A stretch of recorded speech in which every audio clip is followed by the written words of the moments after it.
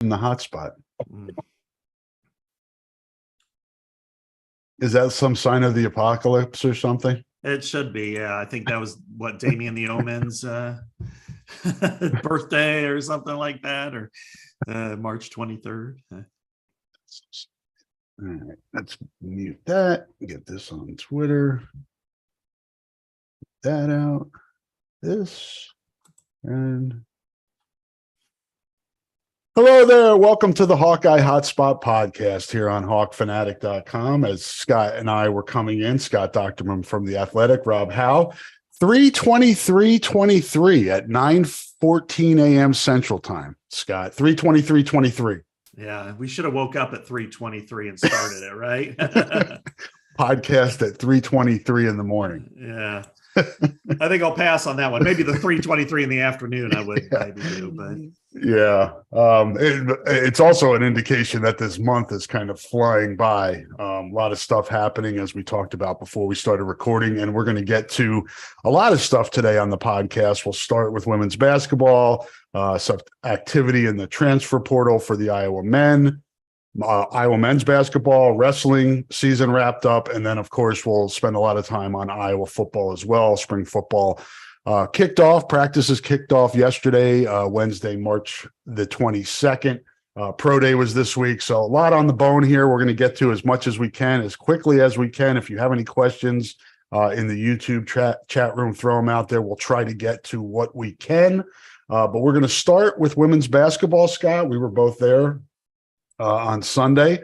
I was kind of it was weird. I was sitting on the north baseline taking photos, and I was sitting next to Dennis from Hawkeye Report, and it was the same spot we were in last year when Sonano missed the shot against Creighton at the end, and they got upset. And I'm like, God, Georgia is hanging around. Let's not let this happen again. And that's what you like to see from a team, right? Put in a similar position. Can you break through? Can you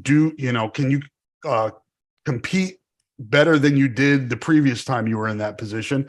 And this team did learn lessons, and now is heading off to Seattle in the Sweet 16 in a bracket that miraculously opened up for Iowa. And Iowa is a heavy favorite now to come out of this region and make the Final Four. Yeah, it was a gut wrenching game. I mean, if you're for Iowa the whole time, it was just like Georgia wouldn't go away, and Georgia was very difficult defensively for Iowa. I mean, just the way they were able to get tips on balls, and you really couldn't have any bounce passes in the post or in the paint, so it made it very difficult. But Iowa gutted it out too. And that's something that last year against Creighton shot really well from outside.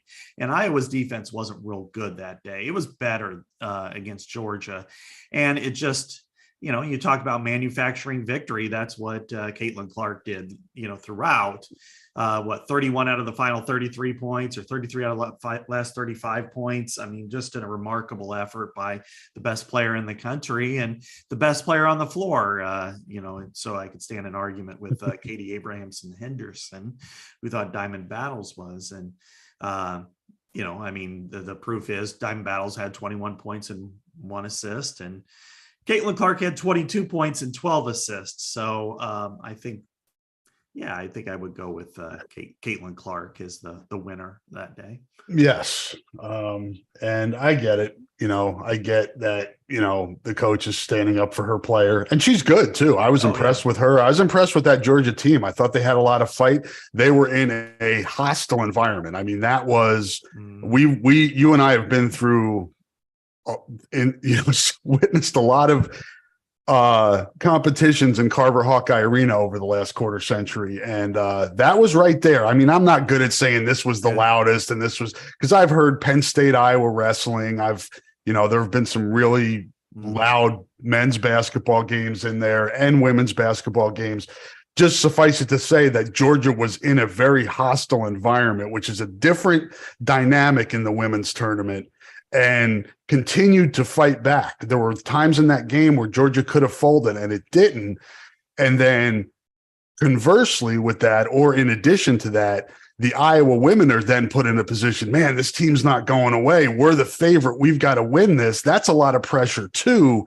And those two things coming together, Scott, made for a really entertaining, high-level college basketball game. No question. It was fantastic because, as you said, Georgia just would not go away. I mean, and this was not a team that I expected to be really there competing in the end. I thought that Iowa just had too much firepower, but they fought hard, and that made it entertaining. And then for Iowa, the pressure builds when you're in a situation like that, in a place like that. And when you're talking about a sold out arena, and I kept the decibel meter on, and it was persistently as loud as any arena that I've ever been in. From tip to finish, it was just constant noise. I think it registered like 93 for throughout, and that includes halftime and everything else. And then, generally during play, it was right around 104, and then it peaked at 118, which was the second loudest I've ever recorded. Now, I haven't done it, in the past, like every year, but it's spiked high, pretty highly before, as you said. Penn State, Iowa wrestling, I think when Kemmerer took down Hall to win once, it was like really high. But this was the second highest, other than Caitlin Clark's shot against Indiana, which was just 1 decibel point, higher. So this was an incredible environment, and whenever people talk about complaining about Carver and everything, when you look at these environments, there's nothing to complain about. You could say, well, things need to change a little bit, but the arena was fantastic the other day. And then you look at men wrestling, it's the same way. But this is just, I think in Iowa's case, they really played, hard throughout. And then again, best player in America came through. The pressure didn't get to her. In fact, made her probably better and stronger, and hitting free throws down the stretch after a lot of, some really nasty fouls that I thought were, probably not even intentional as much as they were technical, so it was a pretty tremendous performance, I think, for everybody. No doubt. It got a little chippy at the end, and luckily cooler heads prevailed, and they were able to complete the game really without major incident or even minor incident. It was some physical basketball. Could have done without it, but sometimes in the heat of the moment, heat of the competition, people do some things that probably they wouldn't normally do. I thought Caitlyn, and this is probably maybe me overanalyzing it, but she is an emotional player and plays a lot on emotion. It's when she can channel those emotions positively and not let it get her off her game, which there have been times in her career where it gets her off her game. I think she's getting more consistent at understanding that to move on to the next play. Just let it go, move on to the next play. She's doing a better job of that. I thought Georgia did things to take her away. She didn't force it. She moved the ball. She got the ball to Sonano a lot. She got the ball to Gabby Marshall open, they were willing, and smartly, Georgia was willing to let those other players beat them, and they did. And Caitlyn facilitated all that. And then at the end, when scoring was needed, she took care of that as well. I just thought it was a really well-balanced game by her in a season that's really been where her game has gone to the next level. And the level she was at was really high. So the level she's at now is just incredible stuff that I hope people don't take for granted. I don't think so. I think women's basketball fans are incredibly appreciative of everybody. And I could say it's probably it's reciprocated by the women's basketball players and coaches, that this is a true love relationship. That, Lisa Bluter has been there for 20 plus years. She remembers when not that long ago, when they had curtains down, and you're practically begging people to get out there. And you and I were both on Good Call with Brent Balbinot, and when Brent was doing the play-by-play, and he's, what's it going to take to get you guys out here? And, now it's not even a problem. I mean, they set the Big Ten record, just crushed it. as far as average attendance. And so she's an emotional player. Caitlin Clark is, no question, but she's matured as a player, and she understands what aspects of her game she needed to improve upon in order to take the next step, and not just herself personally, but the team as well. She gained a lot of weight. You can't really tell, but it's 8 pounds of strength is something that's noticeable, because she was she was a twig last year, getting bounced around a little bit. And, I think we can admit that the women's officiating is pretty inconsistent. Very inconsistent.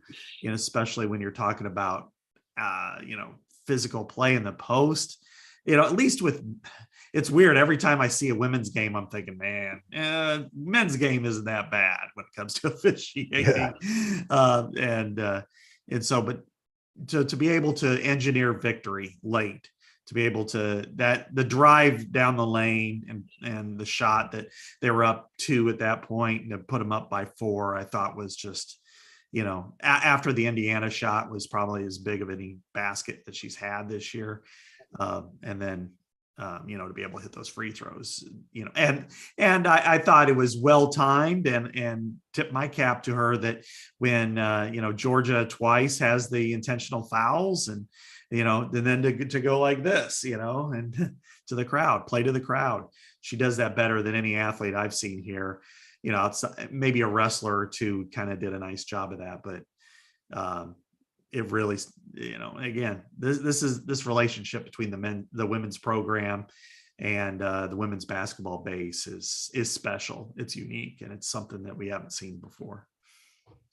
Yeah. And now that's the focus really now. They're the last teams left standing here. You had both Drake teams in, both Iowa State teams in, both Iowa teams in. And the Iowa women are the last ones standing. 6:30 Friday night from Seattle against a Colorado team that I would not take lightly. And I know the team won't take them lightly. I'm talking more from a perspective and from a fan's perspective. Don't think that this is going to be a walk now, because the 1 and 3 seeds were knocked out of this region in Stanford and Duke.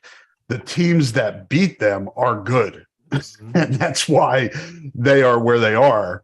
And I think more than I can remember, Scott, and I admittedly don't follow it as closely as I do the men's game, there have been more upsets in this women's tournament. I mean, a lot. I think that's been the knock on the women's game, are those early rounds on home sites, the advantage to that, and there not being as many upsets and it being more chalk. Mm-hmm.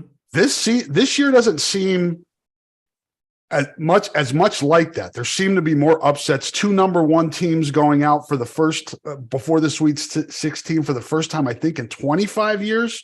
I think I heard that. I think 2009 was I don't have the statistics right. Yeah. Suffice it to say, it's been a long time since there have been 2 number 1 seeds that haven't made the Sweet 16. And I hopefully, and I having known Lisa for so long, I know she's getting that through to her team, that look, these other teams lost and they were highly seeded. Do not let up here. Pedal to the metal. You want to get to the Final Four, you're going to have to earn it no matter who you play. Right. And this team, I won't say it sometimes plays down to its competition, but sometimes the other team could dictate its pace a little bit. Yeah. And Iowa rarely, more like never, is the more physical team on the floor. And they play a finesse style of basketball that's moves, and it's beautiful to watch. It's great entertainment. But if you get bogged down and they play good defense and tenacious defense, the way Georgia did, it could be a very, Colorado has the potential to upset Iowa. I mean, I watched the other day against Duke, And like the girl that almost got a quadruple double, I'm like, wow, and I just turned to my wife, I'm like, she could be a problem for Iowa. Celeste, I think was her first name. But then the way Colorado continued to fight, I mean, going across the country and playing at a tough ACC environment, I thought that was really, you got to be, you got to think highly of them and the way they played. So they've got to be cognizant of that. Now, Iowa, if Iowa plays at its best, it's going to win, but other teams try to prevent that. And I think Colorado is that way. I think, Louisville is an incredibly defensive team that played so well. If they happen to get to the Elite Eight and play Louisville, it's not going to be easy at all.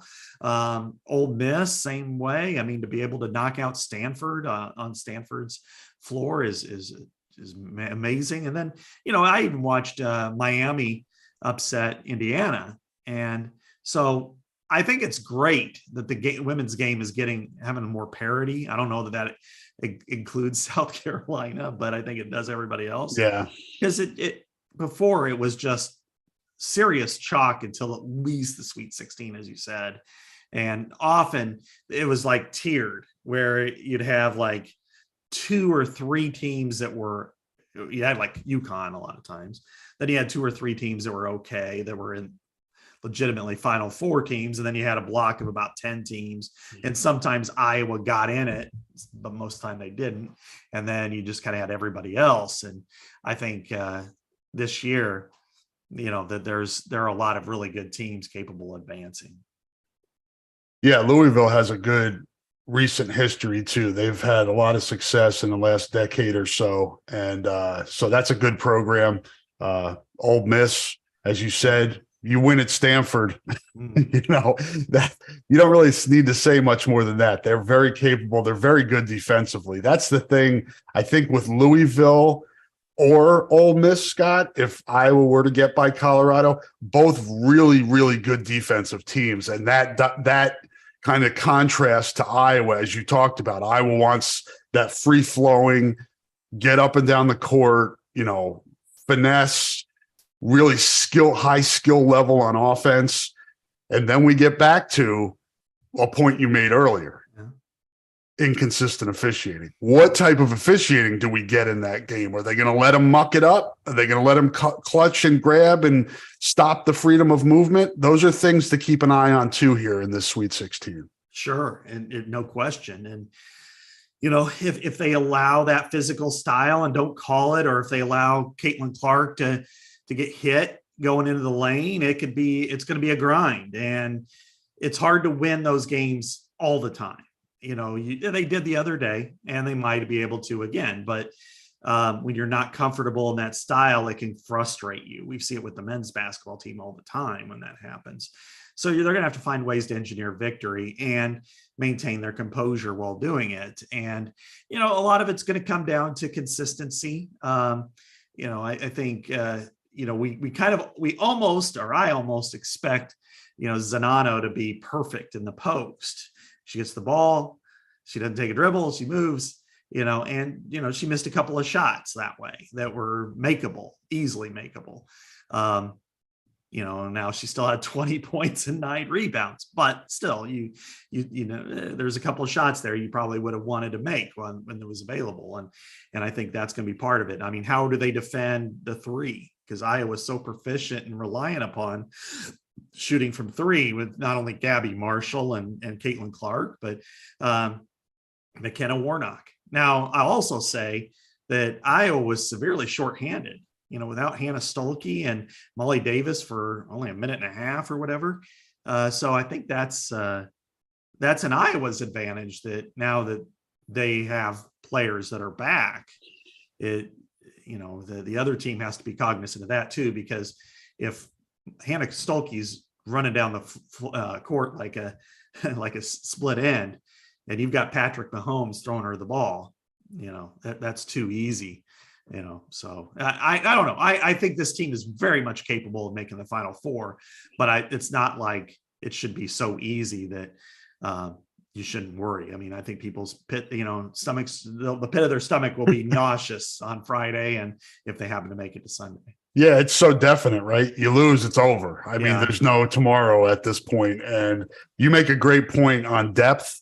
That's not really Iowa's strength, but there's a good chance from here on out they're going to need Hannah Stuelke and Molly Davis and Sydney Alfelter. And, some of those kids coming off the bench are going to have to give them, O'Grady. Yeah. They could need some minutes for her, from her.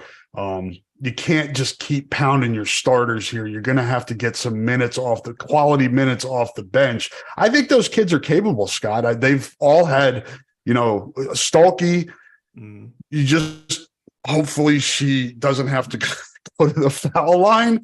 That's not her strength, but she's so good for a freshman. And I look forward to her getting back and helping this team. And Davis is a bulldog. She's tiny, but she plays hard. And I think Alfelter gives you a little bit of that physicality. She's a tough kid, and can give you maybe a little muscle off that bench too that you may need if another team is trying to get a little too physical.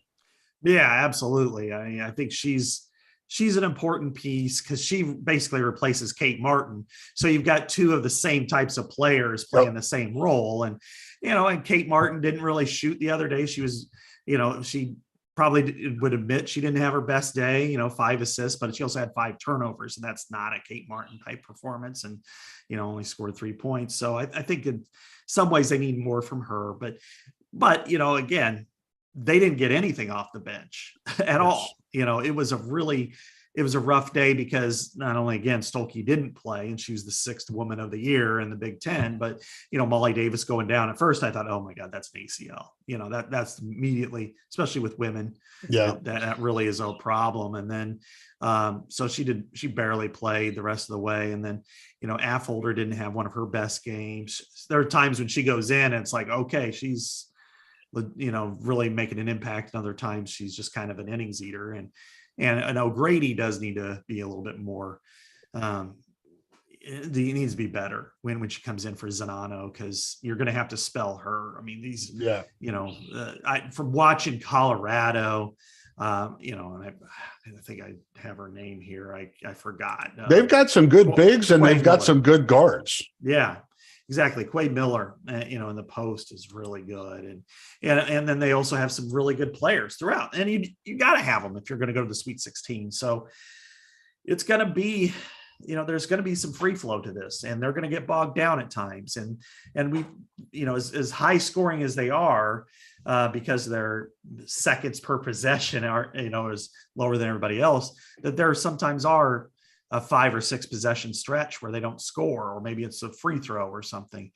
And they're going to have to manufacture probably a few more points than normally they do. But, this is still a very capable team. I think this is a team that still has the opportunity to do something that hasn't been done around here since the early 90s. And that's get to the Final Four. And I would say that the college basketball universe, outside of Colorado, Louisville, and Ole Miss, is rooting for it, because to see Caitlin Clark on the highest stage based on the ratings we just saw is something that the whole sport wants to see right now. Take a quick look around what's left in the bracket in its entirety, Scott, before we move on here. Ohio State, UConn, that will be played Saturday. Virginia Tech and Tennessee. That's Seattle 3. Iowa is Seattle 4. For those that don't know, they've split this thing up into 2 locations, Greenville and Seattle. And we'll see how this goes. It's an interesting approach. I'm not sure I have a definitive opinion on it yet. I kind of want to see how things play out. On the top, South Carolina and UCLA, Notre Dame and Maryland. So you have 3 Big Ten teams that made it through to the Sweet 16. It's pretty good representative. You would have liked to have seen Indiana power through there for the conference's sake. But again, as Scott mentioned earlier, really nice performance by Miami. Then you have LSU and Utah. A lot of good teams left in this bracket, Scott. Yeah, and I think that's what's been interesting is maybe I'm a little more global now than I've ever been before, just because of Iowa's prominence. But You see You're a season ticket holder now. I am. Yeah, my wife goes to almost every game. She must be fired up for tomorrow. Oh yeah, she's always fired up for women's. We're going to volleyball regionals, club volleyball regionals in Des Moines tomorrow, and we're kind of building our schedule around getting there in time to check into the hotel and then be able to watch this game tomorrow night. But I'm sorry. Oh yeah, no, absolutely. But and looking around, Iowa, Maryland, if they play again, it would be in the Final Four, and Maryland would have to upset South Carolina. Good luck with that. Good luck with that. Yeah, right. Good luck with that. But honestly, out of all the teams left, this is weird to say, but they're probably the one that could do it. They are pretty damn relentless, and they'll give them a game. They may lose, but they'll fight. And we saw them in Iowa City. Iowa had a great game against them, and then they pulverized the Hawkeyes out in Maryland, and then they played in Minneapolis, and was able to pull that out. Iowa was, and in probably the best game of that tournament. I think regarding the two sites, I don't have a problem with it at all. I think it's probably smart logistically. I'm sure that the ESPN family of networks probably likes it, that it's two sites instead of four. And, so they can have, whether it's announcers, certainly camera crews and everything in place. But they seem like weird locations, maybe. I don't have a problem with out east, Greenville, because it's kind of in the middle of everywhere. Yeah. The ACC and SEC country. But I think when you look at Seattle, oh my God, how much farther? Why not just go to Anchorage while we're at it? Denver, yeah, Vegas, maybe, Phoenix, okay, LA, I suppose, but that to me, just Seattle is so far from everywhere. And when you don't have Stanford there, I mean, look at those teams. Colorado is the only one even within, and that's still not close. No, you've got the teams that are in Seattle are Miami. Yeah. Or no, that's Greenville. My bad. Yeah. Seattle is Virginia Tech, not close. No. Tennessee, not close. Ohio State, not close. UConn, Iowa, Colorado, Louisville, and Ole Miss. Those are the teams you're moving to Seattle. Iowa's the second closest. I know. And and again, Colorado, they're in the same league with Washington and stuff. But that the western side of the world is not exactly next door. It's not like going to Champaign, from Iowa City or Indianapolis or something. So I think that what they need to be cognizant of is, the bidding process, where it's in an environment where fans can travel. I'm not saying that I know some fans are traveling there, and that's great. But if it was in Denver, more would go. Oh, sure. And some would drive. I mean, it's a far drive. Don't get me wrong, but it's like, okay. It's a long trip, but we'll make it. Seattle, you're not driving to Seattle. That's yeah. You don't even really want to fly there or something. No. I've been there for the basket. Well, you were. Yeah, I was too. Great city. I hope everybody has a good time. It just logistically doesn't make a whole lot of sense when you look at the teams that are there. So that'll be 6:30 Friday night, Iowa, Colorado, 6:30 Central Time, and then the winner of that game and the winner of the Ole Miss Louisville game will play sometime on Sunday, to be determined. That time has not been announced. After each round, they kind of recalibrate and figure out, okay, what are the games we want to highlight? Good chance Iowa will be one of those games if Iowa wins on Friday. Yeah, Iowa and South Carolina are the big draws. And if you got Caitlin Clark with the opportunity to go to the Final Four, ESPN's going to milk that for all it's worth. What was the viewership on the Georgia game? I saw something on them. 1.5 million. Wow. So it was the most watched first or second round game in NCAA history for the women's tournament. So when you're combine that with attendance record, basically for the first two rounds, it's a banner season, and it's a banner weekend for Iowa women's basketball. kind of in contrary to the men's side of things, but the women's side really showed up last weekend. And we will get to the men's side after we take a break. Before the break, I want to let folks know that support for the podcast comes from Systems Unlimited, celebrating 50 years of providing services to people living with disabilities and mental health needs throughout East Central Iowa. A list of their services and upcoming events can be found at sui.org. That's sui.org. Thank you to Systems Unlimited for supporting the podcast and doing incredibly important work in Iowa. Let's take a break, Scott, and we will be back on the other side to talk a little men's basketball and wrestling.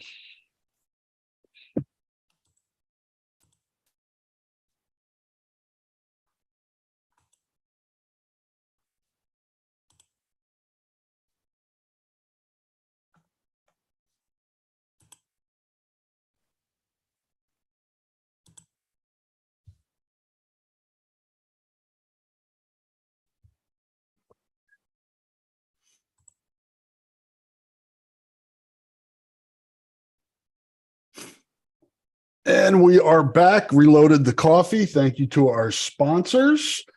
We will hop into some men's basketball discussion. Scott, on Wednesday, March the 22nd, we got word on the internets and then official word from the University of Iowa that Josh Ogundele and Aaron Euless were going into the transfer portal. Two different cases here. I think the Ogundele one makes obvious sense. He went in last year. He came back this year, didn't really play. It just does not seem like this is the place for him. And I, fully wish him the best. Great kid, was very popular with his teammates. And I think everybody's rooting for him to find a good spot for him where he can thrive. Euless, different situation. A starter, averaged 6 points a game this year, one of the better defenders on the perimeter.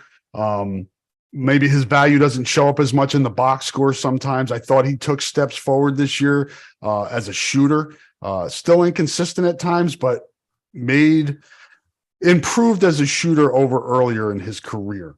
So that one's a little bit more interesting to me, but I also understand it in a way as well, because even though he started, there were times towards the end of games and critical points where he was not in the game and Fran went with different lineups. So I kind of understand that too. I'm not sure. I haven't talked to Aaron, so I don't know what his motivation is here or what he's looking for, but I can't say that I'm shocked by him moving on. And I'm definitely kind of expected the Ogundele transfer. I mean, he tried last year. He couldn't find a place. Iowa didn't get a big man, so the marriage lasted another year. But opens up two more scholarships, and now Iowa, as we sit here today, Thursday, March 23rd, 9:47 a.m. I'm not on Twitter right now, so if something happens while we're discussing this, Iowa currently with 3 open scholarships. Yeah. Nothing surprises me this right now and in any sport, just because, you could say, yeah, this is something that didn't surprise me at all. I mean, Aaron Euless, he started 27 games, but as you said, he wasn't really there in the critical moments. That was more of a, partially who was hot at that time, and partially, you knew that Rebracha and Chris Murray were definitely out there. Tony Perkins was likely out there, probably both McCaffreys at most of the time. So, he's probably looking for, I want a role that's more consistent. In his case, he played, 22 and a half minutes a game, averaged 6 points. Yeah. For a third year guy, now he has 2 years counting the COVID year, but that's still, you're kind of in that crossroads for your career. Do you see yourself progressing in your role at Iowa, or is it time to, maybe go somewhere where you can play more? Yeah, and I think that's understandable in his case. And then, of course, with Ogundele, 11 games played.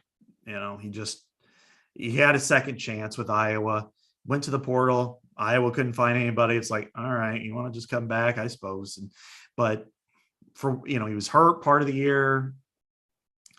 Iowa needed something from him, and they didn't get it. This is, when it comes to the floor. So I think in some ways, hopefully they both find good opportunities.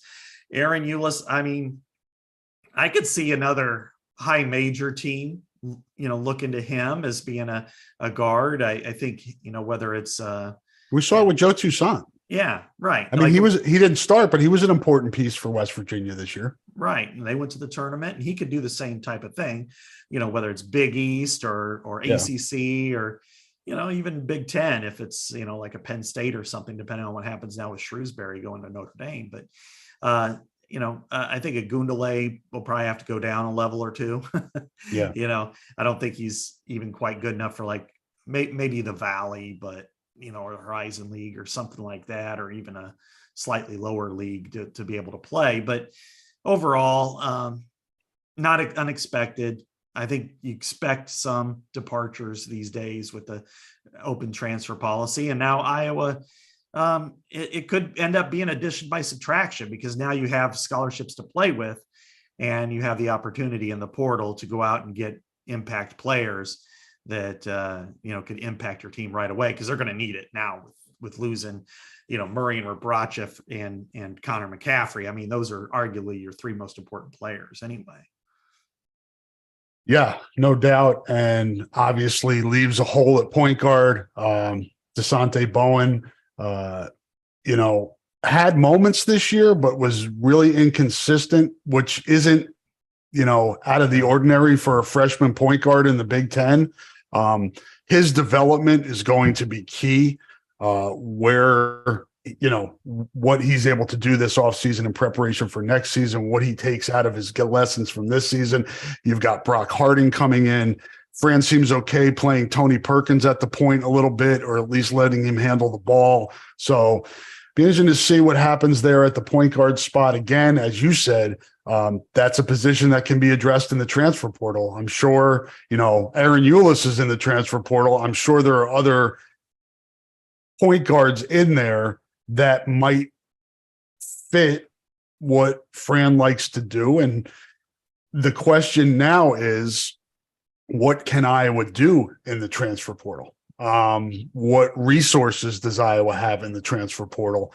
How, what level of player can Iowa get in the transfer portal? Because it's unlike football, Scott. I mean, you can get a quarterback that can really change your offense. There's no doubt about that, but you still have to have a good offensive line, or at least a competent one, good skill players. You get a really good point guard and a really good post in the transfer portal, you can completely change your outlook on next year. No question. And they're probably going to need something that impactful. I mean, to lose an NBA first rounder again, that says a lot right now. And Tony Perkins, I think, is versatile enough that you could play him at the 1 or the 2, heck, even the 3 if you need to. So I think in some ways that's probably a blessing for this team, that it doesn't preclude them from saying, we should probably only go after a 2, or we should only go after a 1. Now they can go after, hey, what's the best guard available? And we can make, Tony just be our primary point, or he could play off, and then you still have Peyton Sandfort to be kind of your perimeter shooter. He can be more your dog, if you will. I think, obviously Iowa needs a post, no question. Can they get somebody like Rebracha, from North Dakota coming in, had a good, career at a low major or mid major? Yeah, I think they could be okay there. There's always a premium for that, kind of like, it's almost like posts are like left tackles in the transfer portal and the football side, that, if there's one out there, it's going to get, even to the point where you're like, really, demand heavily outweighs supply. Yeah. Because even the ones where you're like, really, that guy, no, yeah, everybody needs them. But I think you need somebody solid there. But if you can get some growth, you can survive that, kind of like this year. But I'm the contrary on this one, Rob. I think you need a do-it-all card. I think you need a scorer. And I think if you're going to divide your resources up, to me, go get your best guard you can get. If that's a point guard, awesome. If it's a 2, that's fine too. But something that facilitates offense throughout the game. And then that way you can work it through Peyton Sanford, Patrick McCaffrey, Tony Perkins, whoever the post is, and then see if you can get some growth from Desante Bowen or any of the new guys. Josh Dix, of course, Price Sanford when he comes in. Then I think you can kind of go through all of that. But I don't know where they're at either with Owen Freeman. I mean, he's a really good high school player. He was, well regarded. Good programs were after him. I'm not sure what you can expect from him as a freshman. It's so hard to play in the post in the Big Ten as a freshman, but I wouldn't look past him either. I think he can. I'm not sure what he'll contribute, but he's going to contribute. Yeah, and there again, there's the comparison with the left tackle that you could go get David Davidoff or even Caden Proctor, and you still got to be prepared that they're going to make mistakes at that age, and I think that's the same way with Owen Freeman. That if you could get 10 to 12 minutes a game from him, that's realistic and that's really helpful. And maybe it builds over the season too. Maybe, because I think sometimes I do this too. Guys especially freshmen can get better as the season goes on. And by who knows where he'll be in, the end of January or February. Oh yeah, absolutely. I mean, it's a long season, you're talking 30 plus games and a lot of months against higher quality players than they've ever played with or against before. Yeah. AAU is one thing. Getting into college basketball is a completely different animal. And from your workouts to your preseason, to the non-conference, to sprinkle in a couple of high major opponents, to getting into the Big Ten, a lot of times it's not till February before a freshman can really start you could kind of see where they settle in at. But I think, again, if you could get him for 3 sequences a game, basically, if you could get him from, let's say you go and get a guy like a Ryan Kriener in the post or a Rebracha, somebody who's pretty good but somebody who, could be really helpful. If Freeman could come in at like the 12:30 left in the first half and then stay through the under 8, spell him again at some point, probably, and then sprinkle in another sequence and get 12 minutes a game, I think you're in good shape. And, and you want to see some growth from Riley Mulvey too. I mean, this is his second year. He hasn't really played very much, and, he needs to take that step forward as well. And so there's a lot of time and there's a lot of minutes on the table, and it's really critical too, because this team is, as a program, I don't know that it's at a crossroads as much as with Fran as it is at a crossroads of whether fans really completely buy in or they start to move to the apathy part of the equation, which again is more dangerous than the anger. Dembele's an interesting kid too. 6'8", 230, offers from Pitt, Wake, Rutgers, Seton Hall, Xavier. It's a pretty good list. I think I've been guilty of this too, is kind of, there's been so much focus on the local guys, 2 in Moline, the other guy at Waukee Northwest. I think sometimes I've kind of not thought as much about Dembele, and that might be a mistake, because I think he's got a chance to help next year too. Iowa hasn't had like a more of a traditional, I would say, or an old school power forward type, and he kind of has that game, kind of a Jared Cole type game. Kind of a Melson Basabi. Yeah, just kind of, he's not the biggest guy in the world. I think they list him at 6'8", 230, and that may be a little, you know how that goes in high school and AAU. They like to bump that up a little bit, but his game is interesting. I'm not saying he's going to come in here and just, take the world by storm, but he's not a guy that I would dismiss from having, being able to contribute next year. That would be a huge help. I mean, if you get somebody like that, that's, because the other guys, I mean, I don't know. What do you think of Harding? He's probably a guy who's going to compete for minutes, I would guess. He's an underdog. He's Bohannon kind of coming out of high school where people are like, undersized. Is he a point guard? Is he a shooting guard? Can he play at this level? He's a kid I would not bet against. Yeah. And those kids thrive here. They always have. Yeah. Bohannon did.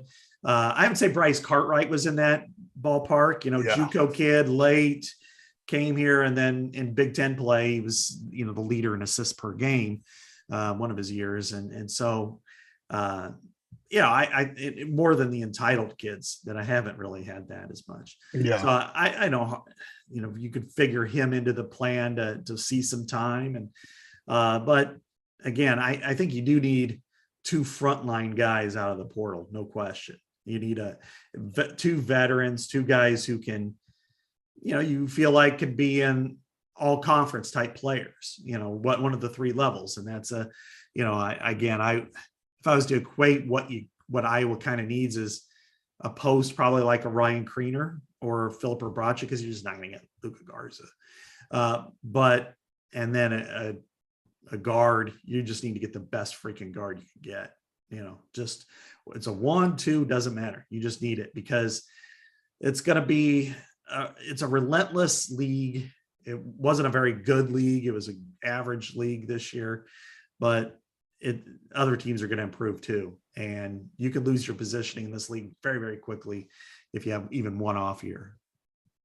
Yeah. And we saw that, that gap between, the Woodbury era and the Garza era, that was, they took a step back there and they were able to bounce back relatively quickly. You hope you don't have a dip like that again, but it's certainly possible. This league is tough, and Michigan State's reloading. The only team from the Big Ten to make the Sweet 16, has a tremendous recruiting class coming in. The one guy I did want to mention, Scott, BJ Mack from Wofford. He tweeted this week that Iowa is in among 10 schools. He's a big from Wofford, LSU, Florida, Arkansas, Iowa. I think that's a Butler Bulldog, not a Gonzaga Bulldog. Xavier, Mississippi State, Vandy, Michigan, and South Carolina. But that is a great example to your earlier point. Big guy from Wofford in the transfer portal. Everybody flocks. We want this guy. Yeah. So that's the type of competition Iowa is facing right now in trying to get a big out of the transfer portal. Yeah, exactly. And it's going to take money. Yeah. It's not going to be cheap. It's not going to be, hey, we'll get you this Falbo's pizza commercial and you'll be all right with it. It's going to take a lot of money. Estella's. Ever had Estella's? Let us show you Estella's. Hey, Estella's, Pancheros, either one. That's great. As we know, they used to be a de facto part of this podcast. But no, that's the competition you face. And it really, you hear from people like, oh my God, quarterbacks are a little bit that way, but definitely left tackles in football and pass rushers and posts are the same way, because when you don't have them and you got to compensate for them. There are a lot of good guards. There aren't many great guards, but there are a lot of good ones. But there aren't a lot of decent posts. So if like Rebracha was coming out now, he'd have everybody in the country looking at him. But they're able to kind of get him low and sell him high after the fact. He developed pretty nicely here. And Fardaws Amac is back in the portal after he was a big storyline around here last year. That's right. I remember us tripping over his name all the time. Yeah, so. I got it now, though. Yeah, I'm ready for him to come to Iowa. Fardaws Amac. Amac did not have a good year at Texas Tech. No, he got hurt, right? Yeah. So, and they weren't very good. Right. And they lost their coach. Yeah, they had a lot of Beard went to Texas, and then of course got canned, and now he went. And then the Texas Tech coach, right? You can Google it. Yeah, right. Non-basketball related exit, but it's trying to get a big guy is going to be difficult. And that's why I said kind of at the top of this men's basketball discussion, what type of resources does Iowa have with the collective? Because really, I know it's uncomfortable for some people still to think about that, but we saw it, football address it in December. This is now the time for, can Iowa basketball address it this spring and shore up the roster? Because it needs juice. It needs support. So we'll see. Yeah. I mean, let's think about this for a little bit. I mean, if Iowa can replenish itself with two high quality players, it'll be at a quality Big Ten level. It'll be in an NCAA tournament team again next year. It'll win some games it probably shouldn't. And look what Penn State did this year with not, and a guy from Siena. Yeah, right. And Pickett. It's not like they went and picked UCLA or North Carolina's pocket. Right. You'd think that Iowa could, do well with, exactly. with that would have been a great pickup, wouldn't it? Yes. Yeah. But that's an example of, you can, I love the word replenish. That's kind of what you need to do in the portal. And I think it's easier to do in basketball than it is in football. It just is. You have one impact guy and another guy who's really good that can really change your fortunes. No question. And the difference is now with the portal, the excuses are gone. It is free agency. You can't just say, well, it's going to take us a couple of years to get back on our feet. No, you got about 1 year to get back on your feet. Maybe you take a step back. But a place like Iowa, you figure they'd have the resources to go out and compete, maybe not beat the Blue Bloods, maybe not beat Kentucky or Carolina or Duke or somebody like that for a player, but you should be beating some of your neighbors and you should be beating a lot of the other teams that are comparable because you do have those types of resources. So if you don't, then it does demand some explanation as to how did this happen? Is it just because you're out recruited, on the trail, or was it you didn't have the resources? Well, why didn't you have the resources? Is it, did the collective not apply it to basketball? Did fans decide, I don't want my money going there. I'd rather have it go towards football, or, I think there's a lot of women's basketball, wrestling. Yeah. Everybody's looking for some. Yeah, I mean, wrestling's not a part of it right now, but still, but donors are still, it's still money that comes in, and you got to earmark it for something. Yeah, and so I think that's something that ultimately Fran's going to be responsible for. I mean, if they're not getting the money in the portal to be able to go out and compete and get these players, then it's on him. I mean, just like any kind of recruiting would be. Yep.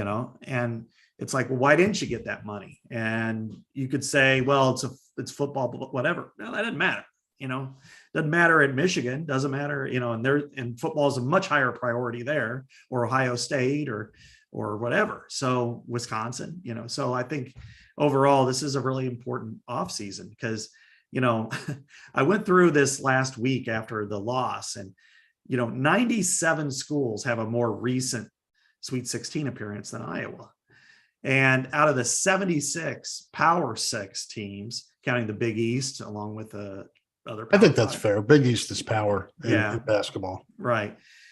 Only 12 out of those 76 teams have not made the Sweet 16 since Iowa's last appearance. So that's really not great, Bob. Yeah, it's a lot. I mean, it's while it's troubling and depressing to think about as an Iowa basketball fan, it's not surprising. I mean, it's been 25 years. Right.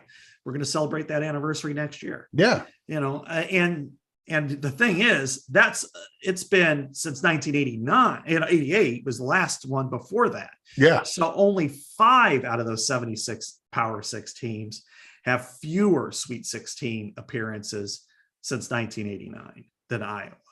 obviously Nebraska and Northwestern are 2 in your own Right. league, but that's right now, you're looking at, there's a lot of history and tradition and interest here. It's not all of Fran's doing, as we've said. Although the last 25 years, he has more than half of that time.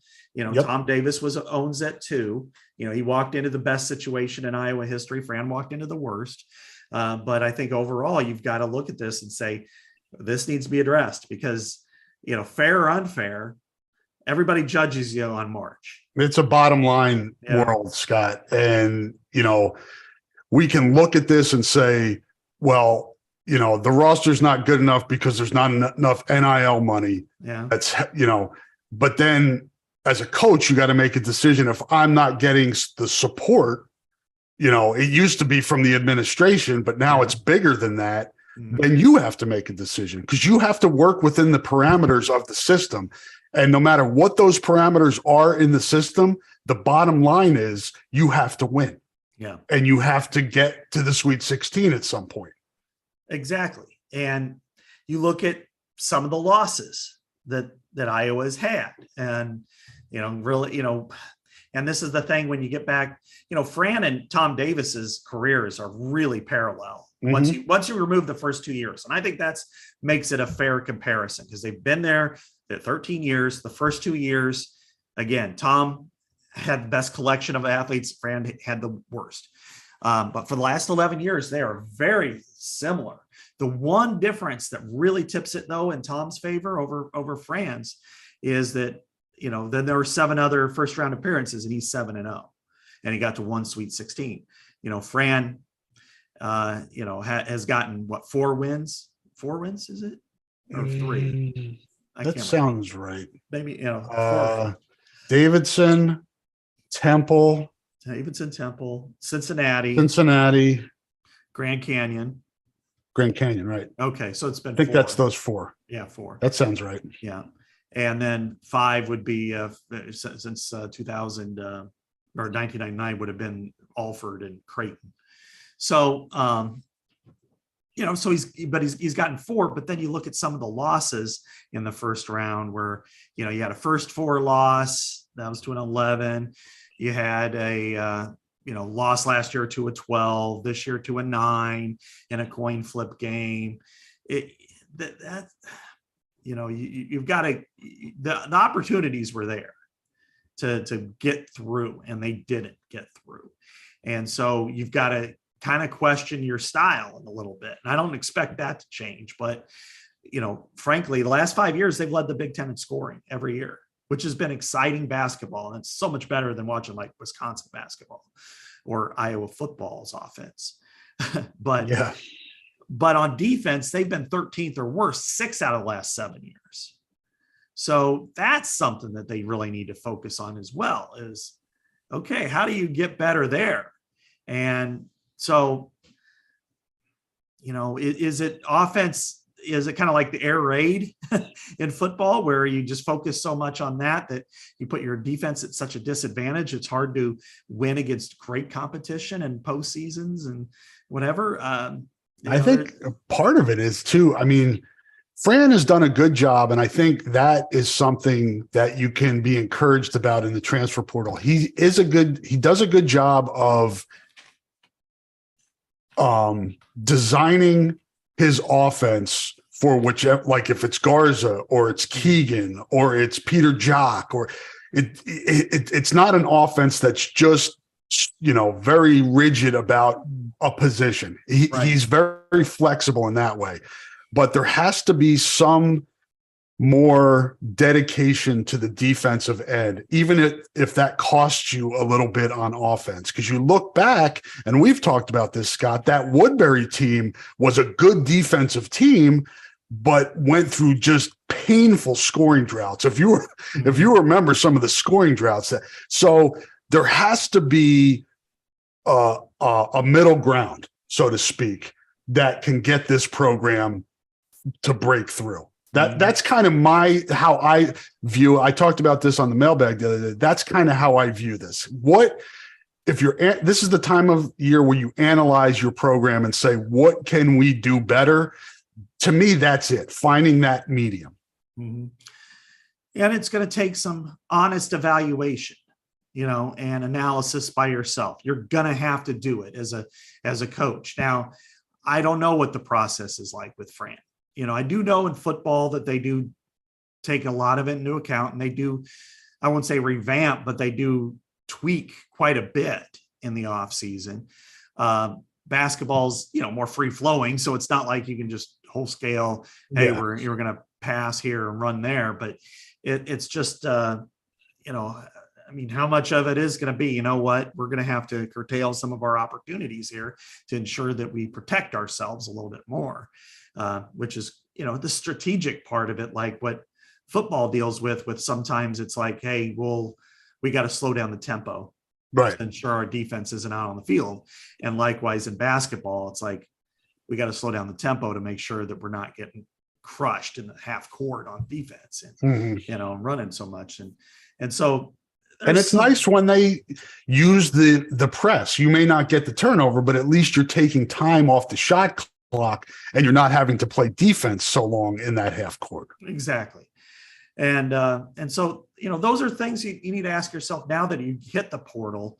What kind of players help you in that regard? Is it a defensive stopper? Now, nobody sees themselves as a defensive stopper. No, not in this sport, No, that's not what you put on the top of your resume. Yeah. Defensive stopper. Next. Yeah, exactly. It's like, I average 3 points a game, but man, I play hell of a defense. That's not what that's not what gets you up to this level. And even then, everybody wants to score. And right. That's why you're in there. But, you kind of, it's more of an organic situation that puts you in that. Maybe you're a rebounder, but a defensive stopper. But they're going to have to figure that out. And, again, is it stylistic or is it, we are who we are. This is how we're going to play. And this is the way we enjoy playing. This is why people come here to Iowa. And we just need to be better in the details in XYZ area. Okay, well, good luck, because it just hasn't produced the March results that you're looking for. And as we can see with the women's team right now, getting to the Sweet 16 does something remarkable. And if the men's team was playing this, tonight, let's say, that would be buzzing. It would be just a different world around here. But, so they need to figure that out. And otherwise, there are multiple ways where this could go. Iowa's fan base is still very passionate, even though the average attendance has dropped the last 4 primary seasons. And even though it was, I think, the 6th lowest since Carver Hawkeye was built, but it's still a passionate fan base, still capable of, getting back into it very quickly, making it loud like we saw this weekend with the women. But I think also it's, there are periods of apathy that could be in effect if nothing does change and the results remain close to the same. Big decisions to be made in men's basketball this offseason. We'll see kind of how things shake out. It got started, as we said yesterday, with the transfer portal additions of Josh Agundale and Aaron Euless. I do want to not ignore this in the chat room. Charles Heaston, is Evan Bronze getting a scholarship? All right, so I'm going to handle this. I know it's been reported that he's coming to Iowa. So former Regina, Iowa City West forward from Belmont, who is in the transfer portal. I've had contact with Evan. I covered Evan when he was in high school. Evan is waiting to make an announcement, and I'm going to leave it at that. These transfer portal processes are different than high school, and because you could commit to a school right now, but it's in the middle of a semester, and transfer portal guys aren't officially on rosters until they start classes at the next school. So it really does no good to put that out there now until all of the I's are dotted and the T's are crossed. So I'm going to leave it at that. Is there anything you would like to add on Evan Bronze? No, I think you hit it pretty well. It wasn't it's not a completely dissimilar situation, even though, I mean, there are some differences, but, CJ Frederick kind of came to Iowa with that, if a scholarship opens up, we'll get you here. And then it did. And kind of the almost a gray shirt, but more of a walk on with benefits. Yeah. Does Evan fit in that category, or is it? And things are different now with NIL too. You could walk on and still get money. Yeah, right. Oh, absolutely. And I think that's another benefit. So we can, it's a developing situation. Yeah, right. And we know Iowa has 3 scholarships to play with, and this is one where you have it. You think, and when he makes a decision, and then, hey, if there's a scholarship available, you're great. But is he the priority? I would say he is for him and his family, but maybe. And you need pieces. Yeah. You're going to need to fill scholarships. It's a kid with potential. Again, I'm not saying he's coming to Iowa. He has potential. He's pretty athletic. He played with Patrick. It's at Iowa City West. They're friends. There are connections. All of those things are just out there, and we'll see what happens when he's ready to announce, when Iowa's ready to announce, when things become more firm one way or the other. I'd feel more comfortable discussing it. As I said, I've been in contact with Evan. He kind of wants to keep things on the down low right now, and I, for one, am going to respect that. Okay.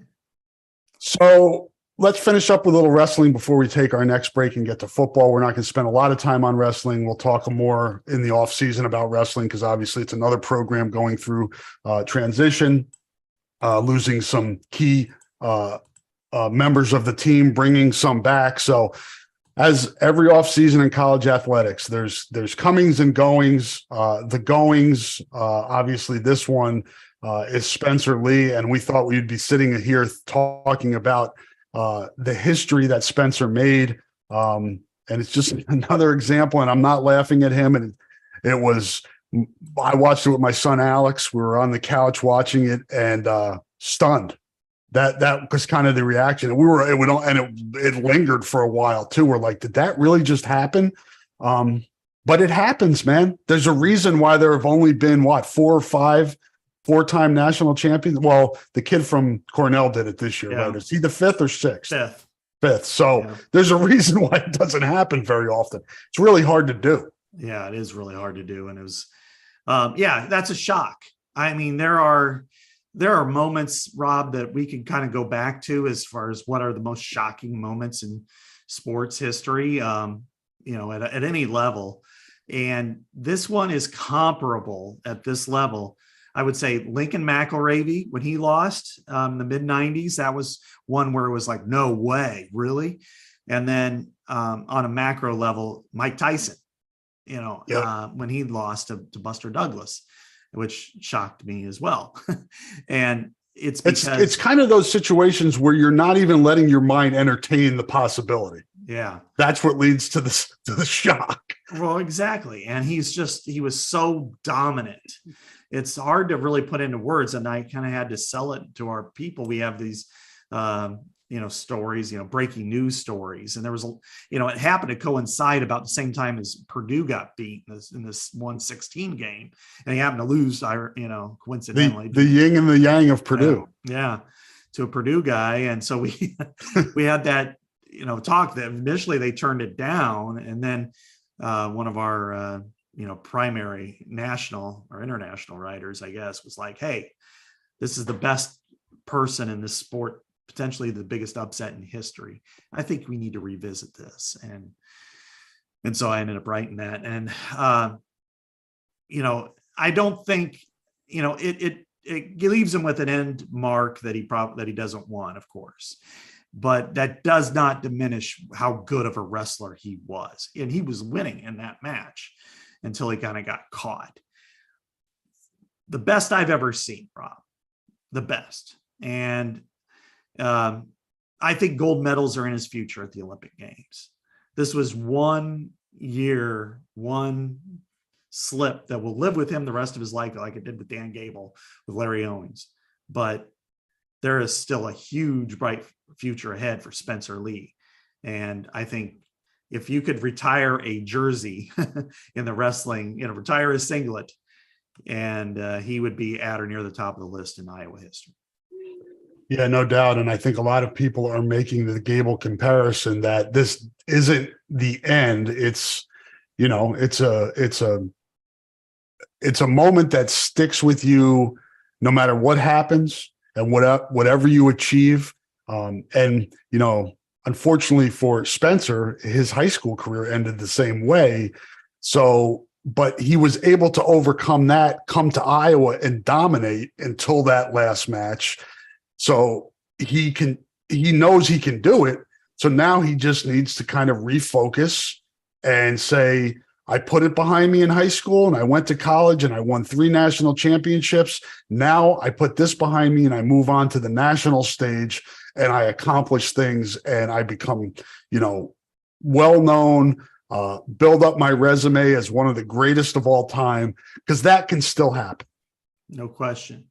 And, for him, and as tough and painful as this is for him, and we saw it with his mom, and I don't blame her at all for her reaction, but, he does have on campus, multiple people who've been through that type of scenario. Terry Brands comes to mind immediately. Yeah. He had some really tough, and when you have your twin brother winning gold and you lose by a point to not even get to wrestle in the Olympics, and then you get a bronze, and it was an equally tough go, 4 years later, he has a history of dealing with that. Dan Gable is a resource that he can rely on. And of course, Dan will always remember that loss and it always stands out. But of course, what did he do? He went to the Olympics, didn't allow a point, won the gold, and then became arguably the greatest coach in the history of sports. So I think his role in this sport was never diminished by that loss, but wrestlers are built different, and mentally it's gonna take some time. He can work out as much as he wants, but he's gonna wake up in the middle of the night because he's been talking about this, dreaming of this, working towards this for his whole life. And now, you're right. It's not the physical. It's going to be the mental hurdles right now that are going to be the hardest for him to clear. Yeah. But he has a good attitude. He always has. He's wired a little differently than most wrestlers. So I think he's got a chance of bouncing back. I don't think it's going to linger too long with him, but still, this is one that shocked the hell out of me, shocked everybody. And so I think this is one that it's going to take some time to kind of get through. And Iowa is a program. Iowa got bombed at nationals, didn't have a champion. We expected Spencer Lee to be a champion. He wasn't. We also thought that Penn State would win, and it did decisively. Now Iowa has to look at, all right, how do you make this a competition? Because right now, you had a brief period there, the 20 year that got away from you, 21 won the national title, but it's been, other than that, it's been nothing but Penn State the whole way through. Yep, definitely. We talked about men's basketball, kind of evaluating where it is as a program this offseason, important as well for wrestling, but that's pretty much standard operating procedure in college athletics. You just kind of have to evaluate where you are and what it's going to take to the best of your ability, to the best of your judgment, what it's going to take for you to be more successful. And it's the challenge every year. And we'll see that.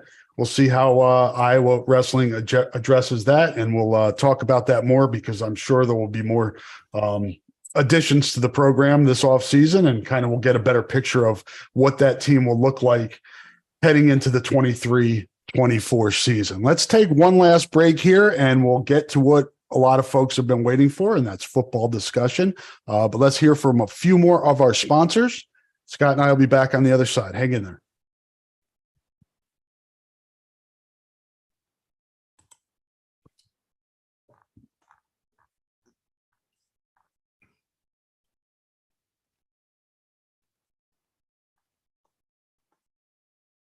And we are back here on the Hawkeye Hotspot podcast, Thursday, March the 23rd, a little before 10:30 a.m. Central Time. We're going to wrap up our last segment by talking about Iowa football. We had Pro Day on Monday, March the 20th, and we had football kicking off, spring ball, on Wednesday the 22nd. And Kirk Ferentz met with the media yesterday afternoon to give an update on where things stand with his roster heading into spring ball. And some unfortunate injuries, Scott. I think let's start there. Wide receiver, sounds like Jacob Bostic is out for the spring. Good chance Seth Anderson, the transfer transfer portal addition. Kirk sounded kind of not real optimistic about him being able to do a lot this spring. And then offensive line issues. The two areas that we've talked about this offseason that need to get better, and again, dealing with injuries at both positions. It's just like, oh, God, really? Not that all the receivers would have saved the world or anything, but now you're down to 2 scholarship guys in spring. With Bostic out with a foot, it sounds like that's longer term. Seth Anderson, soft issue injury. The ever dreaded soft tissue injuries. Yeah. We saw that last fall with one particular receiver that led him to 14 snaps and now in a free trip to Manhattan, Kansas. And then Brody Brecht, he's not on it because he's only kind of working both ways, because he's dealing. He's dealing. He's pushing, they say. Shoving. Right. At some point, you got to look at him and go, you know what? When are you going to just make that your career? And he's now the Friday starter. Yeah, he probably should just. For him, I'll let him make that decision. But let's put it this way: that's his future. Literally $1 million arm. Yeah, he's got potentially 8 figures waiting for him at some point. So. I don't know. And then you got like the summer for him dealing with, does he want to play wooden bat leagues around here or COD maybe? Who knows? Yeah, he could go to COD. He could go to Clinton or Burlington or, Kansas, whatever. I mean, it's just, or Alaska, so that's tough. So, good news is that they have Nico Ragaini and Deontay Vines. They are probably your guys. The bad news is who else, and I really wanted to see Seth Anderson. I think we all did. Yep. And so this is really unfortunate. The good news, well, there isn't many, but the good news is there is another portal period coming up after spring football. And if it's like this, May 1st through 15th, is that right? Okay. Yeah. They need to get in there and they need to grab anybody to do something there, because you just can't do what happened last year and expect it to say, well, yeah, but no, God damn it, got to get somebody in there.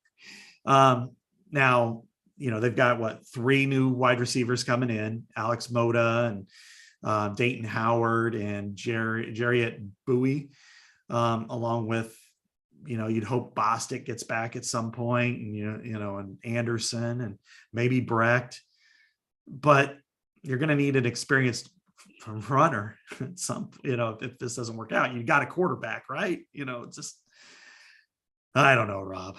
And it's important, it's the timing of that second portal opening, Scott, is good because you get somebody in here in May after the semester ends, and that end of May, June period where McNamara is going to build chemistry with his receivers when they're doing 7-on-7 drills and just working out and throwing passes and getting timing down.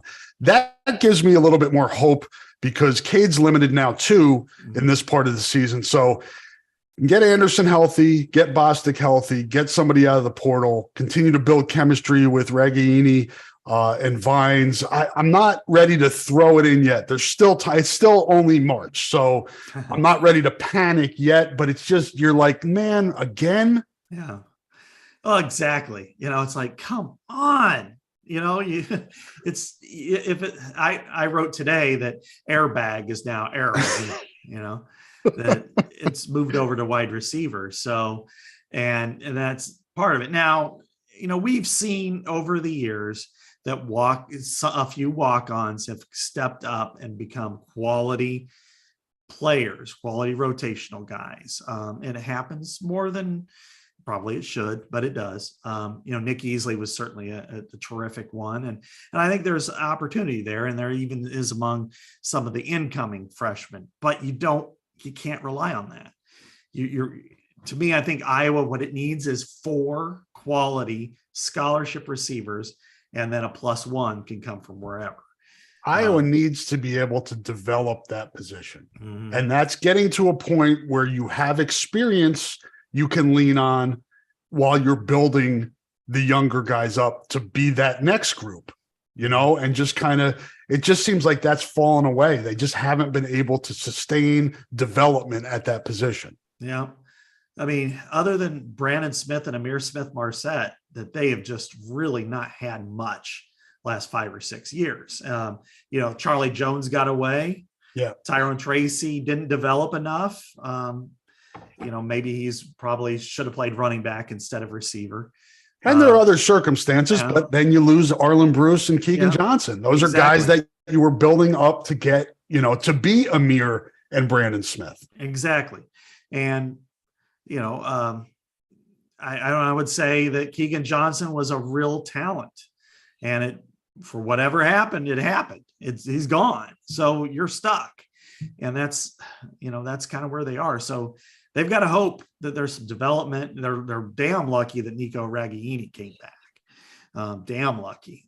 Because if he wasn't here now, this would be a really rough spring, and Deontay Vines was 50-50 on returning too. So, but that said, it's still a long ways away from camp, let alone the season. And then the summer, it's not as imperative as the line situation because, when it comes to receivers, they can catch routes against air, and you can work and refine and, go against defensive backs on the, a hot day in June and be fine and learn, as opposed to the line where you're not going to go one-on-one with any of these guys. If you did, you're an idiot, What's the situation on the line with injuries? What's going on there? Sounds like, Ferentz was a little bit coy on some of this. Jennings Dunker is out at some point. There's another one who's out. He didn't say. Was it Stevens?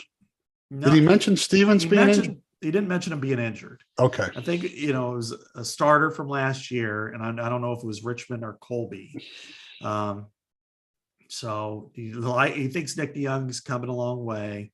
We'll get a look next week, right? When we get a little bit of look into practice, we'll be able to see probably the guys on the side on the exercise bikes, stationary bikes. Yeah, exactly. I'll have to take a peek on Twitter while I'm over across seas and see what happens there. Oh, that's right. Japan next week. Yeah. So, yep. I'm going to go to the reigning World Baseball Classic champions. Yeah, I know. I'm going to buy a shirt while I'm over there. You should. That and a ninja sword. Those are my 2 things. I'm definitely getting both. But, what is unfortunate for the offense anyway is it continues. It still has to work against one of the best units in the country on defense. And unlike during the season where you're working against freshmen, you're going to have to work against this defense is legit. It was one of the best in the country last year. It's going to be one of the best in the country this year. And it certainly is this spring. It's way better than what they're going against. And Cade McNamara will be limited. You won't really see him probably in much team activity, but he is able to throw, and he hopes he can be back by the end of practice or spring practice in full team. But I think you don't push it. There's no need to push it. Now that you've got Labus and Deacon Hill to hand off the ball. But, what I found fascinating, Rob, were some of the small things is Cade McNamara's line number 1. They're not playing around. Where usually, how many times fans get frustrated where it's like, where's so-and-so? Well, he just arrived. Yeah, but he's just, That's like, Yeah. I remember that with punter Michael Sleep Dalton coming in, and people are like, "Where is he?" Well, he'll be there. Just give it some time. It's not that big of a deal. People get too hung up on the depth charts. Yeah, even during the season. I know. It's like the second team right tackle is not the second team right tackle. Sometimes it's the first team guard. Sometimes it's the second team left tackle. But they put in a name on a line and fill out a space, and away we go. What other things do we glean from Perk's press conference and or combining that with what is on the depth chart? I did notice Carson Scherer is on the top line at Will. Yeah. And who was the Leo?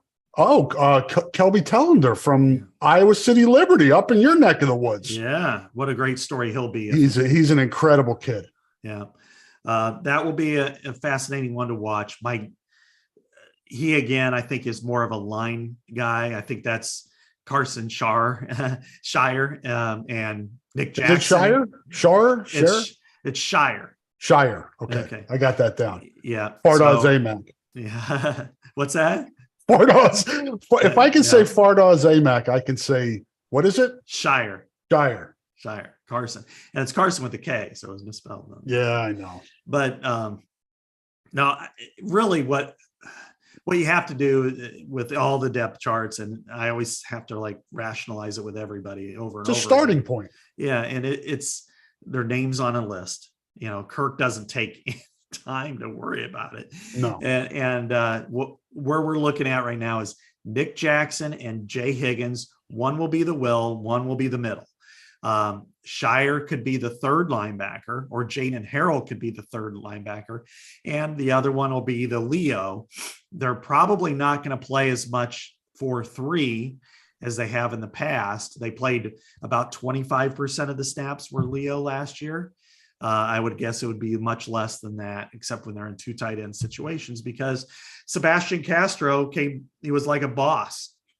He's of the caches that Iowa's had, and it's relatively new still. I would venture to say he's the most physical. Yeah, he can hit. He's like a linebacker, so he plays a dual role. So I think that's something that you don't have to worry about. The one, to me, maybe the happy time is Jamari Harris back on. Player who was playing at a really high level at the end of the 21 year, had 4 interceptions. The Kentucky game was his best game, I thought. In that Citrus Bowl, he had an interception, then he hurt his shoulder, and then he was out for the whole season last year, and now he's back at line number 1 across from Cooper DeJean. That's going to be one of the better tandems in the country. Cooper DeJean. That's a hellacious secondary, man. Yeah. Xavier Wampa replaces Kayvon Merriweather. I don't think normally you go, oh my God, you just lost, like in Riley Moss's case, you're like, oh, you just lost a 2-time first team all Big Ten cornerback. And Kayvon Merriweather's plays. A 3-year starter who happened to win second team All-American honors. And then you go, yeah, well, Xavier Wampa and Jamari Harris, you're okay there. Now, depth-wise is going to be where the next tier comes in, and that's a good thing. I mean, I think there's some talent there. Cohen Entringer was one that Kirk really talked up, said he's a possibility for really taking the next step, and I don't worry as much about youth in the secondary, because Harris is a guy who was kind of thrown in there. Yeah. Young, and so was Riley Moss for that matter. So, right. I mean, I'm with you. I think they need to solidify that depth behind the starters, but I have faith that even though some of these guys are young, that they'll be okay if they get thrown in there. Yeah, I mean, like TJ Hall, for instance, was that was a little too soon. Yeah, that was a rough time because he had to go against the fastest freaking player, not only in the Big Ten, but in the combine at wide receiver. Yeah. And they, hey, they had a quarterback who could line it up, and they attacked, whether Iowa didn't have the right coverage on him and didn't protect him or what. I mean, and there's some of that too. That was a tough ask, and he got burned in that game. But I think seeing Deshaun Lee out there, as a corner on the second team. I wonder about Brandon Diaz-Fernandez, where he is health wise right now. Castro is going to be a killer, and I think we all saw Wampa as good as advertised back in high school. And finally, Quinn Schulte, you always kind of get to him last, but he was very solid and dependable last year. And I think he'll continue to be in that role. And when Phil Parker brings up the name Brett Greenwood at safety and he compares him to them, that's really a high honor. So I think their secondary is solid. The defensive front line is even losing a potentially top 10 pick in Lucas Van Ness, I think, it's still going to be incredibly deep. All of those guys have played some. Max Llewellyn gets on the depth chart, but, you talk about Jackson Filer and Terrio Thompson, who came from a very good program at Iowa Western. And Jeremiah Pittman is somebody they really like too. I mean, they could go 11 deep if they need to. So I do think linebacker is one where this spring is good for them, that they can find linebacker 3 and 4, because somebody's going to get dinged up. They're going to need that. So I think Shire is probably that guy. I think Harrell is probably that guy. And then Fisher's a good guy, a good system guy that you can put in there and he's going to know what he's doing. Yeah, exactly. Kind of like Logan Klemp last year. Mm-hmm. It wouldn't surprise me at all if Fisher is like the, outside, Leo guy once in a while, but I think Shire is probably going to have that role. But then again, Sebastian Castro, they really like him. And he played, it was funny. I talked to one of the assistants a couple of weeks ago, just on the side. And he's like, I know Cooper won the, player of the game at the bowl game, but really Sebastian Castro was the best player on the field that day. And so I think their defense is, Nick Jackson, to me, nobody is Jack Campbell. That one you would just eliminate, just like nobody was Tyler Linderbaum. But I think what you do is you say Nick Jackson can be, I think he's a lot like Anthony Hitchens. And that's pretty freaking good too. So I think you got him and you got Jay Higgins side by side. You've got a pretty good linebacking core. Maybe it's certainly not Campbell. It's not Campbell and Benson. But if you got a B+ out there and you got 2 other A units, they're not going to be the ones that win or lose, or certainly lose you games. Yeah, that's important too, I think, for people that looked at the depth chart yesterday. Nick Jackson is not here yet, and neither is Rusty. Yeah. Rusty Feth is not here yet either. So those are 2 guys that you would think are going to, especially Jackson, but you would think Rusty's going to push for playing time too when he gets here. I think he'll probably start. That they're not bringing him in just to play around. Now, if he's not as good, they won't. But I would expect him to start at right guard. A lot of people want him to start at center. It's not happening. If it happens, it's because something happened in camp or something happened to Logan Jones. They want Logan Jones to start, and he'll start. I would expect Rusty Feth to be, just think of somebody, and this is what this team really missed last year, were the guys like Cole Banwart or Kyler Schott, just the tough, workman-like guys that just line up and do what they need to do. Not necessarily NFL guys, but just guys that can go out there and do the job. And that's what they missed. And I think Rusty Feth is probably that guy. And then it's just going to be up to, on the offensive line, can Dejon Parker, win out? Maybe Nick DeYoung takes a step forward. Yeah. There have always been, other than last year, there are always good stories, Rob, on the offensive line. It's good senior stories. Maybe this is the year for him. And then finally, you would expect Richmond and Colby to, they were highly touted. They've 2-year starters already. And now they're entering their junior year. You would expect them to take that a leap forward. And same thing with Logan Jones. I think people don't like Logan as much just because of the snap issue, and that better freaking end, no question. Yeah. But I also look at him as a And you're replacing the best center. I mean, that's really a tough spot to be in. Yeah. Replacing the best guy who ever played the position.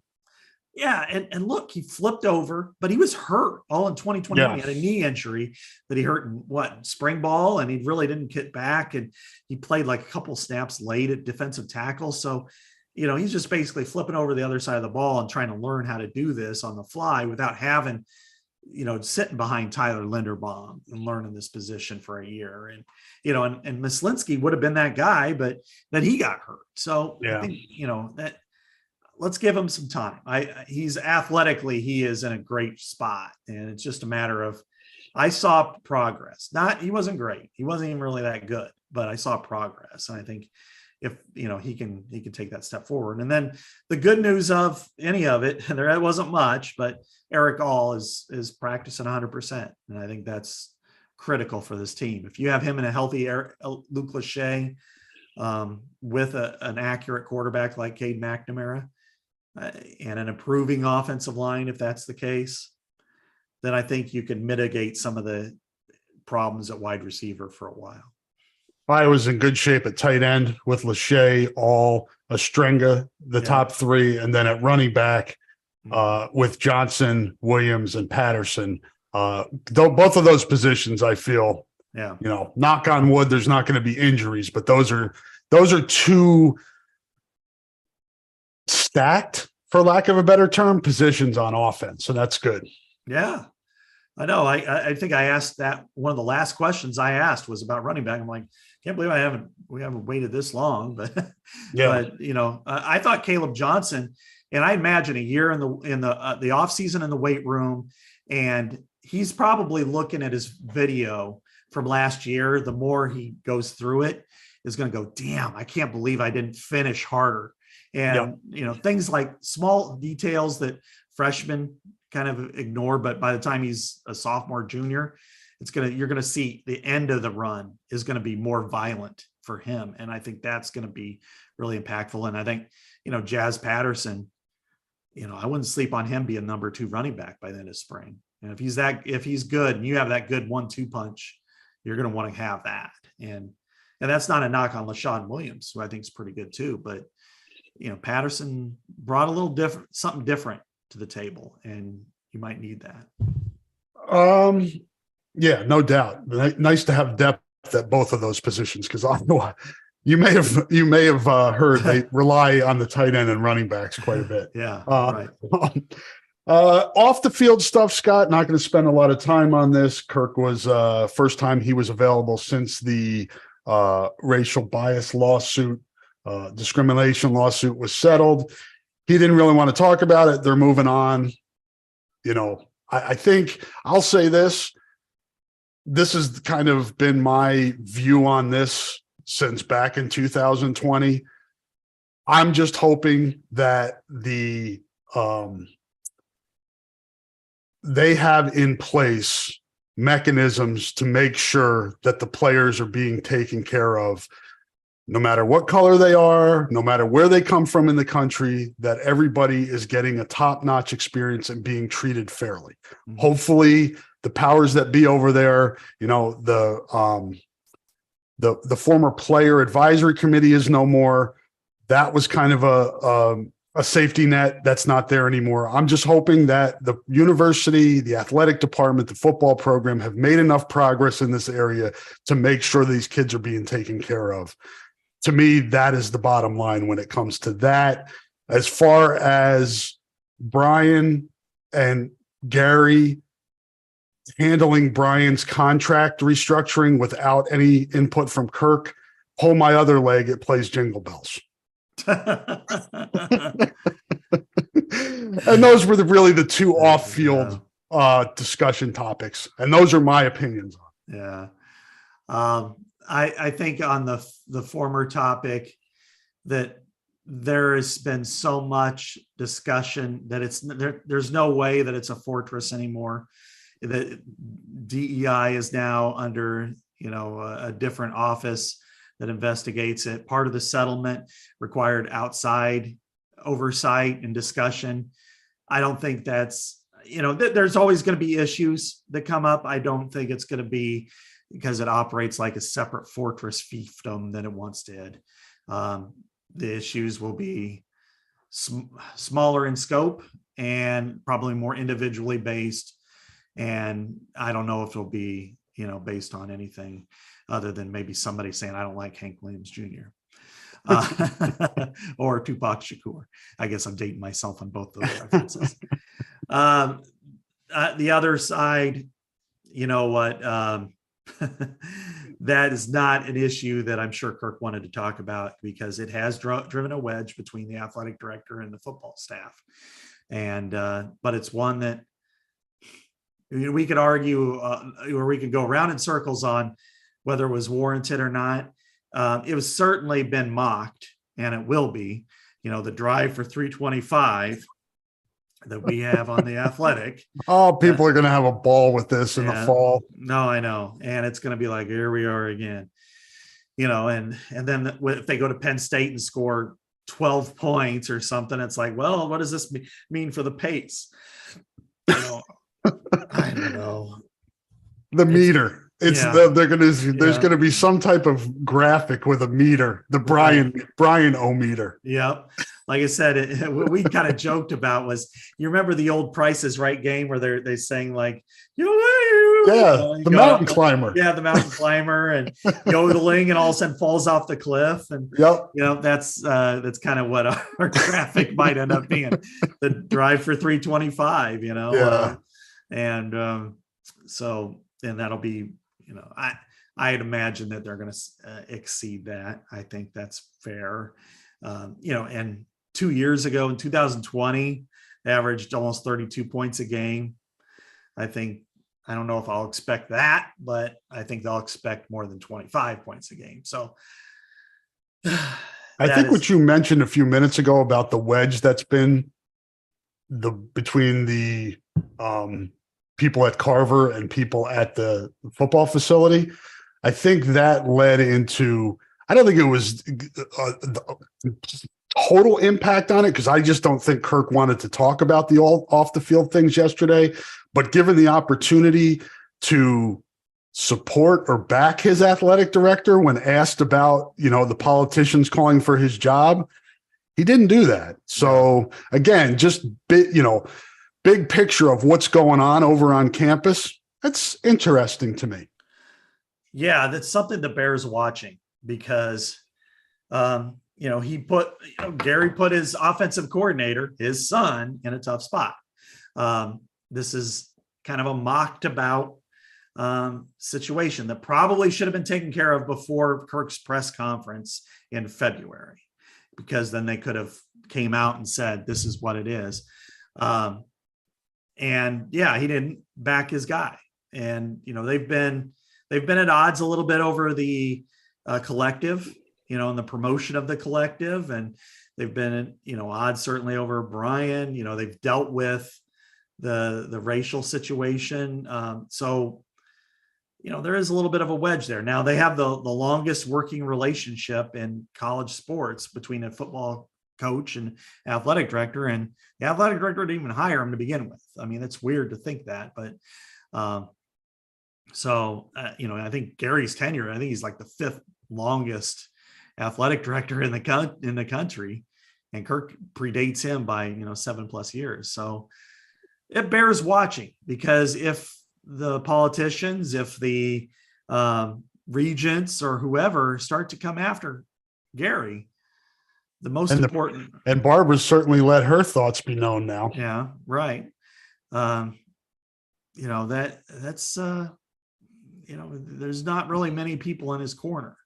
Not many people who matter that are in his corner. I mean, let's face it, if Fran McCaffrey comes out and says Gary Bart is the best 80 in the country, is that going to matter? I don't think it matters. Kirk does. Gary doesn't. Lisa does. So I don't know. I think that's a situation we do need to watch. So everybody pay attention. Mm-hmm. There are things that you have to kind of look a little around the corner a little bit sometimes to see what's going on, to see the clear picture, so to speak. Yeah, exactly. So anyway, yeah, we're not talking all stick and ball right now, and we could talk baseball at some point, but they've had a great start to the season. But I think overall, football bears watching. Basketball's got some issues it has to work with the portal, and then women's basketball is at a zenith in popularity. So and wrestling's also got to examine things. So yeah. Should be plenty for us to talk about throughout the spring and into the summer, Scott. There are no downtimes anymore when it comes to college athletics. There used to be kind of lulls here and there. Those are gone with the transfer portal, NIL, and all of that stuff. There's plenty to talk about. Yeah, I used to, Mark always called like from mid-May through Big Ten Media Days, the horse latitudes. You just nothing out there. I don't see it anymore that way. I mean, I think, with the portal, with June recruiting, have really taken off. The horse latitudes is basically, they're not there. Maybe the first week or so of July, and that's about it. Yeah, and our old asses are trying to keep up, and we'll do the best we can to do that moving forward. As Scott mentioned earlier in the podcast, he will be off and going overseas next week. So we will not be doing how long are you gone for? About a week and a half. Okay. Yeah. So I'll be back 2 weeks, but I'm not officially working. Although if there's the press conferences and media availability are on Thursdays this spring, I probably might swing over, even though I'll be off, just to say hi to some people and, but not write for a few days. But so I'm going to Tokyo, and the family, and then we're going to, my son and I are going to go to Kyoto, and so I can check out a ninja museum. I kind of dig that. So hopefully they have pictures of Shoka Soji from Revenge of the Ninja, which grew up on in the 80s, and go from there. We look forward to hearing that. We'll get a rundown from Scott's trip when he comes back, and I'll keep people posted on the podcast, and when we'll have another one for you guys, and I'll have the mailbag on Tuesday, and then we have the other podcasts on here as well, and we'll have plenty to talk about next time we get together. Thank you everybody for listening to this episode of the Hawkeye Hotspot podcast. Thank you to all of our sponsors. We appreciate the support, and Scott and I'll be back at a to be determined date and time with the next Hotspot podcast. Until then, be well. Say goodbye.